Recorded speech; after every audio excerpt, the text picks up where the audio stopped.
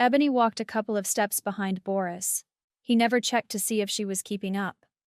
After an hour, he veered off of the main road and headed east towards the mountains in the distance. There was no cover, just tall grass.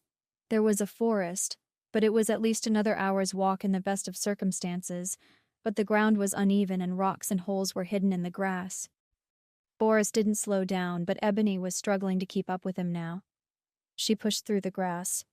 "Where is he getting the strength to keep up this pace?" Ebony exclaimed to Nova. "I am not sure. I will lend you some strength, but I don't want to give you too much, and then you get overly hungry and thirsty. You never checked to see what was in the knapsacks for food, so I don't know how much we are going to have to ration."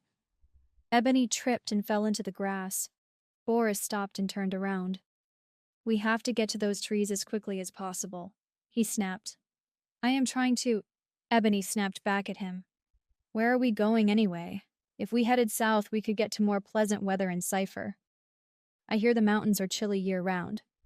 "Who says we are headed to the mountains?" Boris asked. "It seems pretty obvious that we aren't going south." Boris gave her a strange look. "You know north from south. You like weapons and, honestly, I can't believe that they let you leave the castle like that. How many laws are you breaking wearing a sword strapped to your waist and a bow slung over your shoulder?" He turned around to give her a hand to help her stand up. Ebony ignored his outstretched hand. "I don't need your help," she said haughtily. "What do you know about the law? One day you may need my help," he chuckled. "And we aren't totally ignorant of the law in the villages. We just don't adhere to them as strictly as city dwellers do." Ebony backed away from him. In her hurry to get upwind of him and away from the stench that emanated from his person, she tripped over a rock and fell on her butt. He once again tried to help her up. Ebony wanted to slap his outstretched hand away, but her desire to avoid touching him overpowered any other desire. She quickly stood up on her own. "Once you bathe, I may consider letting you help me up, but in the meantime, don't touch me," she said angrily. Boris lifted his arm and sniffed himself. "I don't smell too bad. It's only been a month since I bathed." Ugh, groaned Ebony. "You are disgusting. If you promise to push into the forest as quickly as possible, I promise I will bathe in the first body of water we come to." Boris looked in the direction of King Liam's castle, still in view on the cliff. "We have to get to the forest as quickly as possible." The urgency in his voice shook Ebony to her core. She hurried after him, trying to catch up. "I agree to your terms. If you promise to bathe, I will promise to keep up. My dragon will help me, but when she does, I get hungry and thirsty quickly. I will have to eat frequently," she explained. "Why are you in such a hurry to get to the forest if we aren't headed to the mountains?" Boris continued to spread the grass apart in front of him, making it easier for her to follow him. He looked nervously towards the castle. "Don't you think it's strange that they let you leave dressed like a warrior, even if you are wearing that dress? I have been around Alarion long enough to know how they feel about women and weapons. My father wouldn't harm me like that," scoffed Ebony. "I am not going to risk it," snapped Boris. "I haven't stayed alive this long by taking unnecessary risks. I only married you because I was forced to, and I thought you were just some wayward servant girl the council wanted out of the castle." Boris began to violently shove the grass to the side and picked up his pace. "For someone who doesn't like taking risks, I sure have messed up." His anger was beginning to fuel Ebony's. "I can't really believe you think my father would." Boris snorted. "For a princess, you are a fool if you think he can protect you now. He's washed his hands clean of you and left you to the wolves. They don't know where I am from, and you can never return to the castle or Halua. If you were killed, no one would be the wiser, and no one would ever miss me. I am just a poor beggar." "If that's the case, then you are leaving quite a trail for them to follow through this grass," commented Ebony, not sure if she believed the man leading the way. "He can't be right, Nova, could he?" Nova answered thoughtfully. "I don't think that King Liam would go this far to plan something like this, but you made a spectacle of Davin, and he is favored by Captain Caracol. We both know that was the only way he got away with what he was doing with Mariana. Davin can do no wrong in his eyes." "Are you listening to me?" snarled Boris. "Hurry up. We have just a little over 2 hours to get hunkered down in the forest, and we are barely halfway through this field." He glanced again nervously at the castle, still in plain sight in the distance. Take the lead, instructed Nova. I will give you strength and sight. Just tell Boris to step where you step. Ebony sighed. Okay, but I think once we get hidden in the forest, we should just do away with him. We could do better without him. I don't think so. Not now, at least. You don't know the first thing about survival or where to go to hide. He has been surviving for a long time. And I have never had to hide a Hosento, so I have no idea how to survive if I am not in dragon form.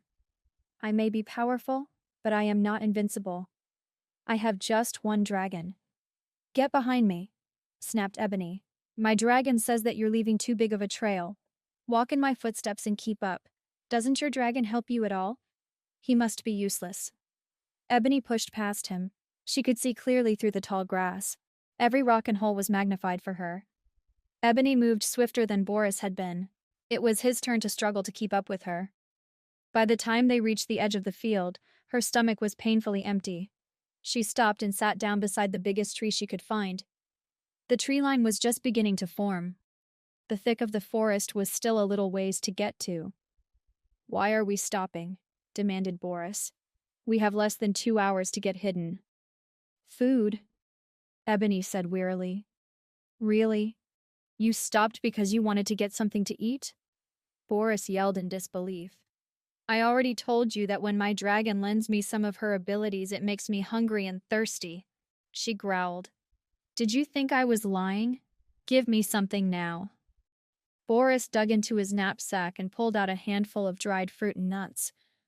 Ebony stuffed her mouth with a couple of dried peaches and chewed on the sweet goodness. After a few more pieces of dried fruit and a couple of handsful of nuts, Ebony felt her strength return. She reached for one of the water flasks. She pulled the cork out and took a long draught of the water. She popped back in the cork and wiped her mouth. Give me 5 minutes and I will be able to continue. Boris glanced in the direction of the castle again. He looked back at her with concern in his eyes. Does this always happen? He asked. Does what always happen? Do you always get this hungry and weak when your dragon helps you? He insisted. I do, but this is by far the worst. She usually only gives me spurts at a time. How long did it take for us to get here after I started leading the way? It probably took us over half an hour. I am sorry, but do you think you can get moving again? Boris was beginning to look more nervous. Ebony stood up. I am good to go as long as I don't push it too hard. Where are we going? Well, contrary to what you might think, my dragon is not useless. He has a fantastic sense of direction and remembers things I don't notice when we fly. I usually like to walk, but once in a while I let him stretch his wings. He insists there is a large fallen tree trunk that we can hide in further in the forest. It's at least another hour in. Boris led the way now. The trees were getting closer together and the brambles were getting thicker. I hope it's not much further. Ebony reached down and pulled her dress free of some brambles.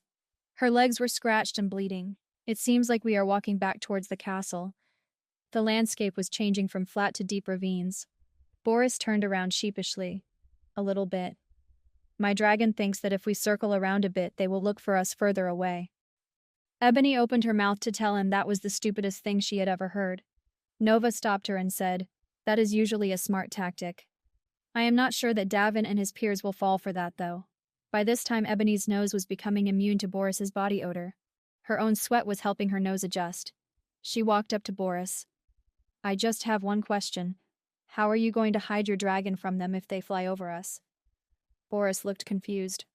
What do you mean, how am I going to hide from the dragons? I am going to be under the tree dug into the ground. Ebony snorted. Come on. You have to know that Captain Karakul has the best dragon scouts in the world. They are very talented at recognizing a dragon shifter from miles away. How much further to the hiding spot? Boris looked a sight. He had leaves and twigs stuck in his matted hair and beard. His shirt was drenched in sweat and his pants had new tears in them. Ebony wasn't much better. Brambles were stuck in her skirt and splattered with blood from the scratches on her leg. Her hair wildly framed her face with just as many leaves and twigs in it as Boris had in his hair and beard. Sweat dripped down her forehead, causing the scratches on her face to burn. The only thing not hurting were her feet. We are almost there. He was right.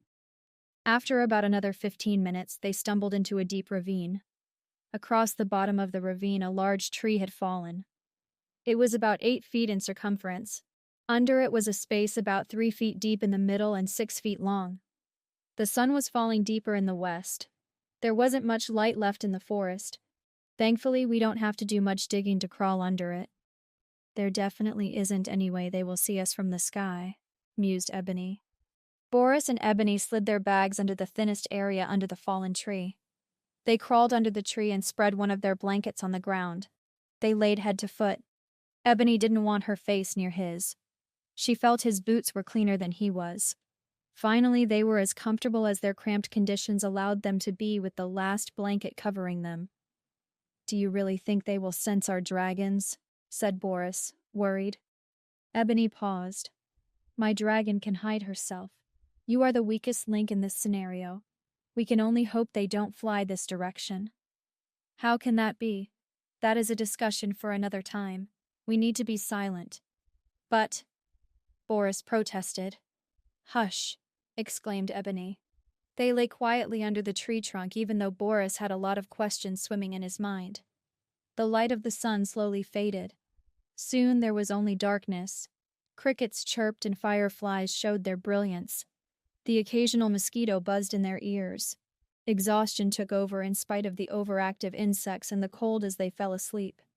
Nova stayed alert while Ebony slept. She put all her concentration into listening past the noise of the forest. Something caught her attention. In the distance, Nova could hear the faint rustle of dragon wings. "Get on top of Boris, now!" Nova shouted to Ebony, trying to wake her. "Cover him with your body.